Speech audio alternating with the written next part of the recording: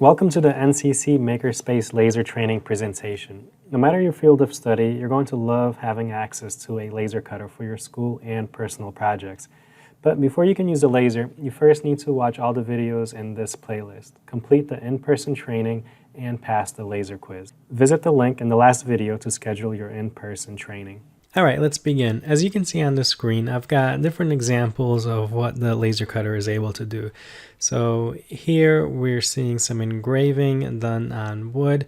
And in here we see some signs that are cut out of acrylic and wood.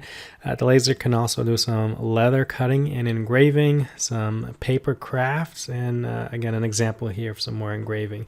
And these are just a few of the many applications that you're able to apply the laser towards.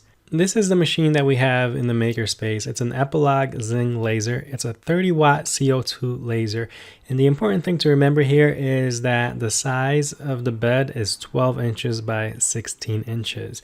You want to keep this in mind because when you bring material to cut or to engrave, it cannot be any bigger than 12 by 16. Otherwise, it's not going to fit in the laser.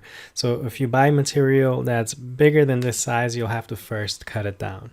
All right, what does the laser do? It basically uses a laser to precisely cut and engrave a variety of materials. And it does this with a laser. You're basically operating a controlled fire. A laser beam shines through a lens which has an optimal burning depth, and it will actually vaporize the part, cutting or engraving it, depending on the settings that you choose. So let's talk about what you can cut. So I've got a small list here. You'll find a bigger list right by the laser in the makerspace. You can cut wood, acrylic, fabric, leather, cardstock, and this is actually a material that the architecture class uses a lot. So if you're in the architecture class, you'll be cutting a lot of chipboard.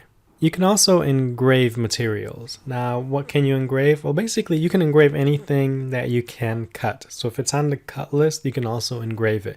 But there are some things that you can engrave, but you cannot cut just because the laser is not really strong enough to cut through that material, but it's able to engrave it. And this includes glass, coated metals, ceramic, marble, anodized aluminum, and tile. Let's now talk about what you cannot cut. And this is a very important slide you'll want to remember. And this is for your own safety and the safety of others in the makerspace. So there are certain materials we just want to stay away from. They do not go well with the laser.